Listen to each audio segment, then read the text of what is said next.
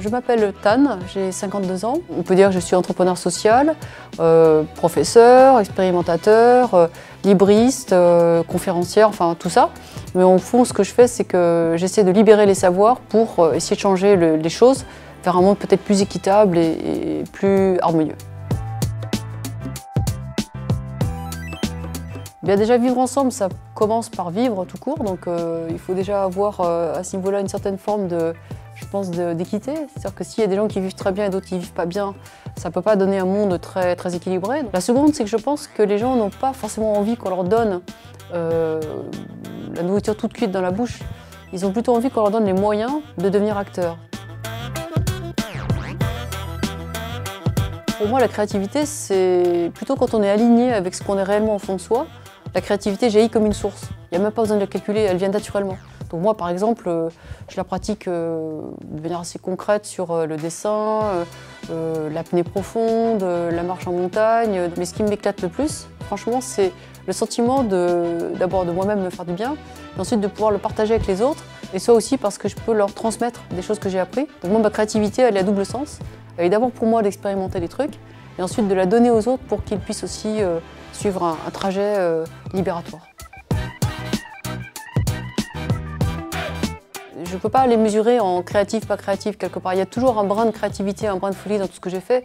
Alors peut-être si on pourrait dire le crapaud fou, c'est le truc le plus créatif parce que d'un point de vue extérieur, les gens l'ont repéré. C'est le petit crapaud vert avec son débouche WC sur la tête, là. Ça, tout le monde le reconnaît comme un truc assez créatif parce qu'en fait, c'est un batracien qui a l'air un peu idiot, mais en fait, qui n'est pas idiot, qui pose des bonnes questions, qui veut libérer les gens en débouchant les esprits.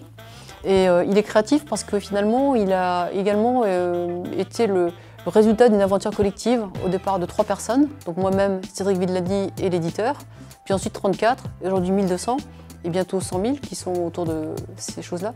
Donc c'est créatif parce que ça libère les gens, je pense. Peut-être que c'est lui le plus créatif de ce que j'ai pu faire.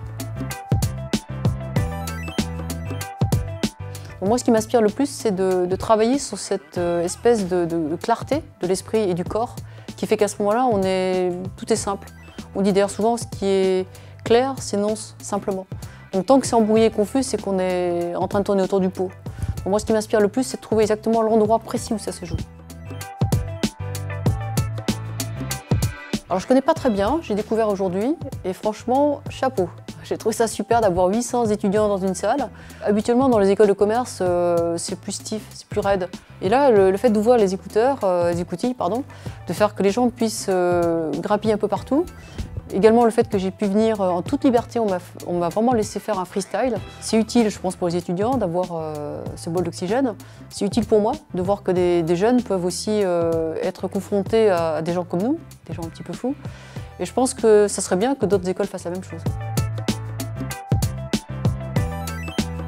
Je crois que j'ai essayé de leur faire passer vraiment le message qu'ils sont la génération qui peut changer les choses. C'est la première génération qui a toutes les cartes en main.